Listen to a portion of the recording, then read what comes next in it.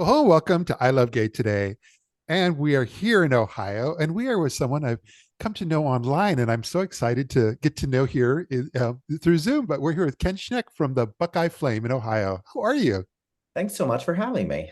I was way too excited to have you on, but it's just because it's funny because over at least the last year or two, but on social media, I'm just always seeing these posts that you guys are doing from the Buckeye Flame, and I always think to myself, as an LGBT media company, you guys are like really on it because your posts are really nice and your content is great. And then even just like 2 or 3 days ago, Glad you referenced one of your articles in one of their pushes, and I was just like, I got to reach this guy. We appreciate folks interacting with our content and yay that people are seeing it. They are, but no. I guess what's interesting is that I was thinking to myself that you're going to talk about your history with Buckeye Flame, but you've got like a long history there in the Ohio LGBT community and business world. I mean, before even doing this, I think you wrote a few books about LGBTQ life in Ohio. Yes. I did, yeah. I'm originally from the New York City area, but I moved to Ohio in 2013. I'm a professor of education at Baldwin Wallace University here in Northeast Ohio. And that has given me the wonderful opportunity to have a lot of flexibility with a lot of the work that I do outside of my professor life. And so part of that is indeed as a writer. So I had the great chance to write my own travelogue about my own whack job adventures in the world, but then also three LGBTQ plus history books. Yeah. One of Cleveland, one of Columbus, and one of Cincinnati, of just Yeah. photo history books of where the community has been over the past 50, 60 years. Yeah. Is your whack job travel book the one called Seriously? What am I doing here? It is. Seriously, what am I doing here? The Adventures of a Wondering and Wandering Gay Jew, which it's just all right there in the title, folks. It is. But where along this path did the Buckeye Flame come from? Yeah, sure. So I was freelancing in here in Ohio for a number of different publications. In 2019, I was asked by Prism magazine, which at the time was the only LGBTQ publication in the state of Ohio, statewide publication, if I could fill in as an editor. And I'd never done that before. And I said, sure, whatever. I'll do that for a month. And it turned into a year, which was incredible. And then got a call in March of 2020 that this new pandemic-y thing had kicked off and was going to be the death of Prism. And so in that moment, I was told on a Friday, Prism is shuttered. We are done. And that left Ohio with zero statewide LGBTQ publication here in this state where LGBTQ people do not have protections in the area of housing and public accommodations and employment, and where our Republican supermajority state legislature is constantly on the attack proposing new bills.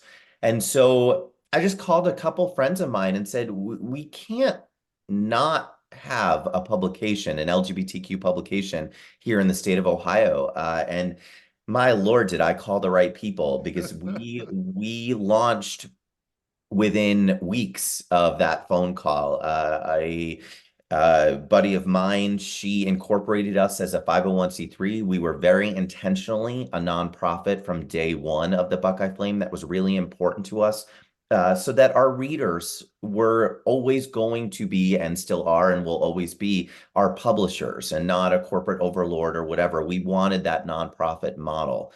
And here we are in year four, going extraordinarily strong and continuing to grow by leaps and bounds, which can be a little bit overwhelming. But it's also because we are, I say this with some frequency, we are relentlessly and reliably and obnoxiously on brand, which for us is LGBTQ plus Ohio. Yeah. No, it comes very much forward from what I see, and it's interesting because I'm in the state next to you in Pennsylvania, and I also was living in New York before moving here. So, but it's interesting because you more than Pennsylvania, Ohio is such a battleground right now as far as what's coming up in 2024. So I have a feeling that your voice and what you guys are doing is going to be even more important.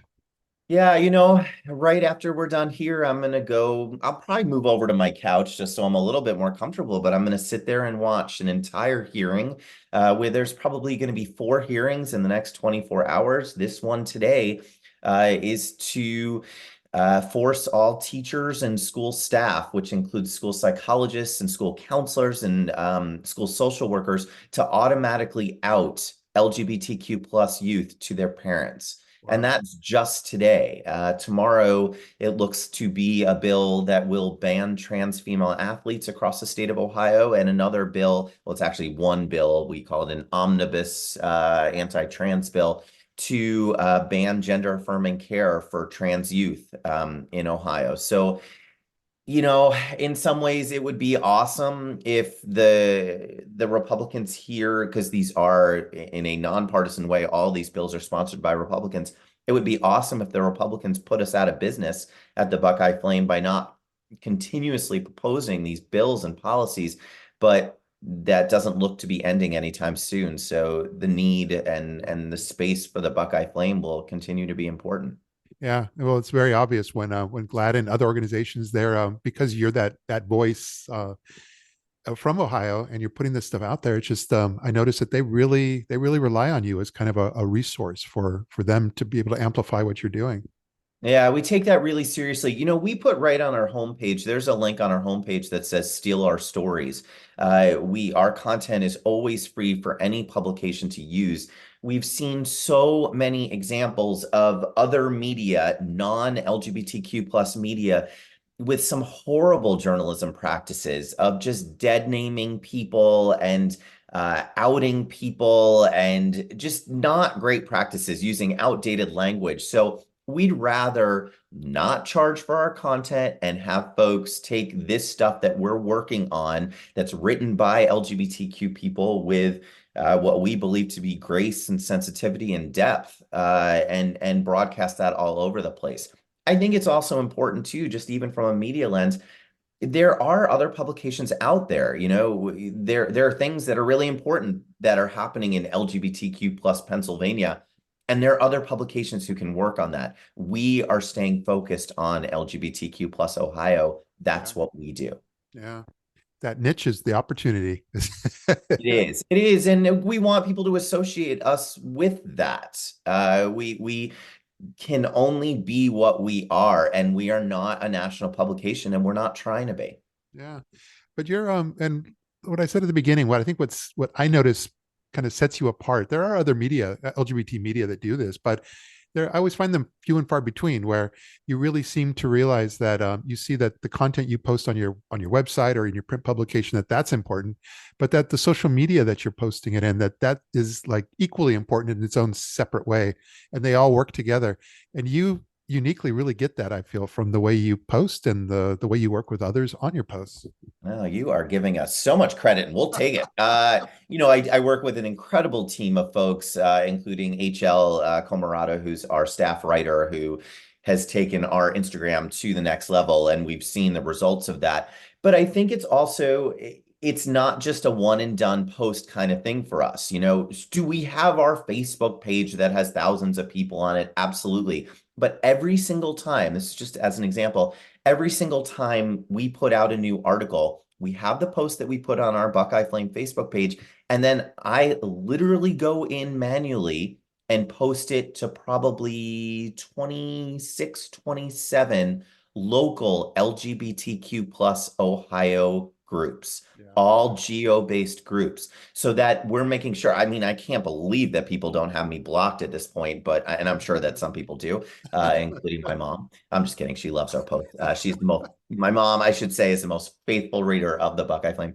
But we make sure that it gets out to all of these little nooks and crannies. And just this morning, we posted something, and someone wrote, because I do hesitate. I'm like, oh gosh, this is an Akron story. Do I really want to post this in a Toledo group? Because Yeah. I'm not sure that it applies, but at the same time, did that this morning, and someone in the Toledo group wrote, oh gosh, I wish we had this here.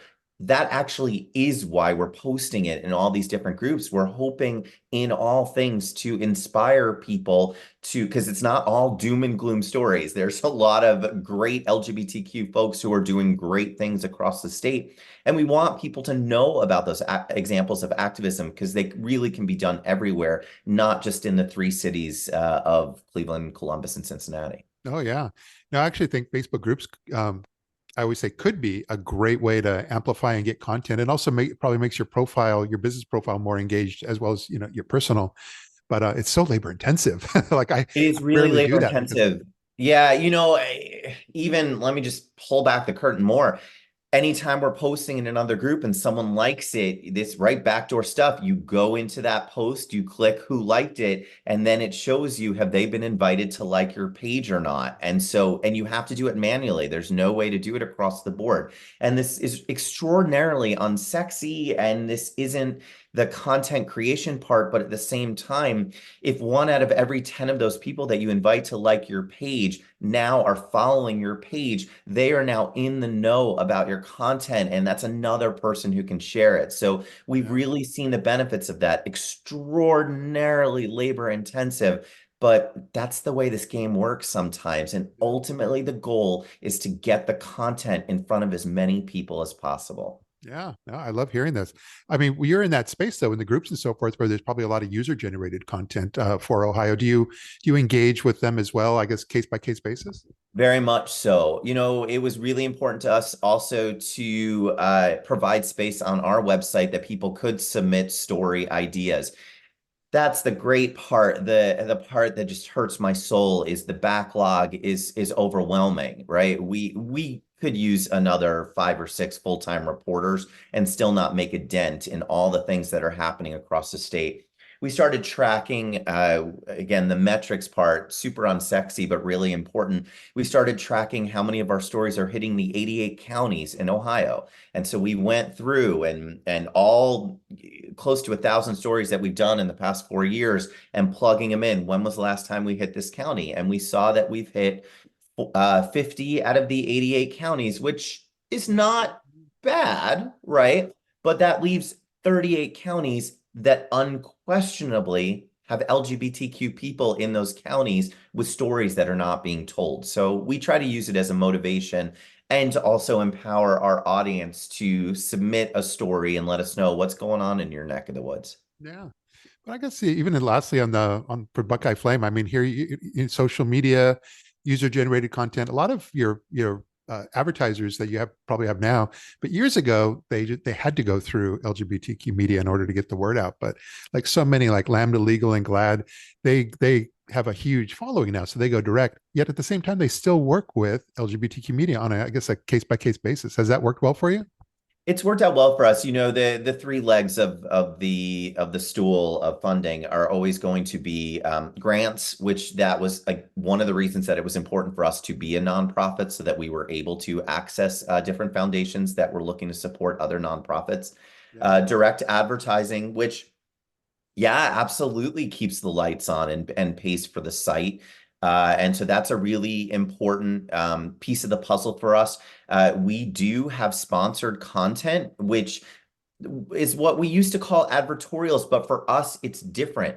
We would never publish sponsored content on our site unless it was something that would have done anyway, Yeah. right? And so we would have done this piece anyway. It's just with the financial support. So it has to be LGBTQ plus Ohio. It's not going to be some random company that's like, here's this thing about uh Protestants in Wyoming. Like that has nothing to do with us. And Yeah. so it has to be on brand for us and be LGBTQ plus Ohio. And then the third piece, I'm going to say there's 4 pieces. Let me say the third piece is certainly reader revenue.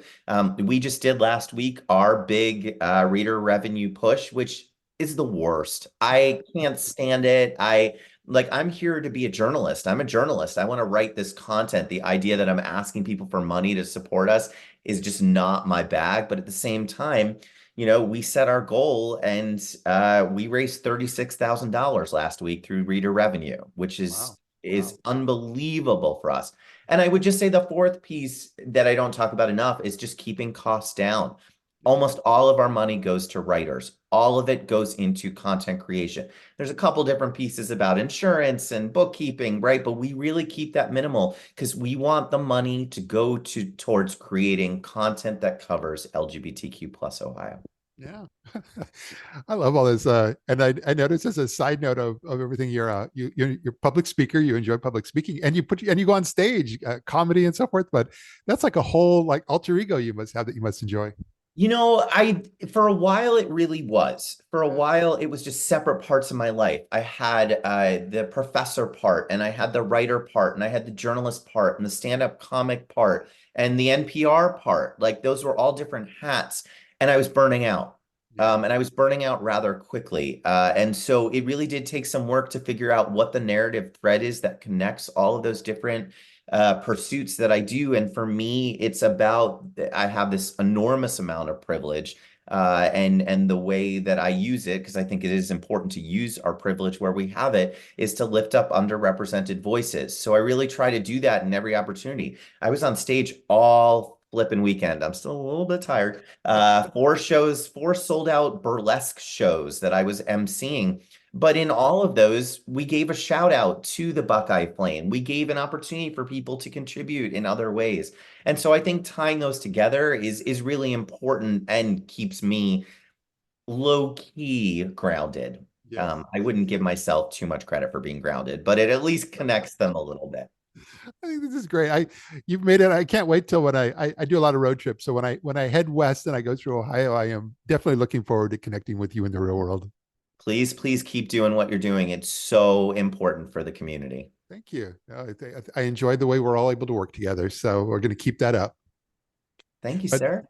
thank you for taking a bit of your time and sharing some of your story with our audience. And like I said, look forward to seeing you soon. Thank you. Thanks for being here. It feels good, so good.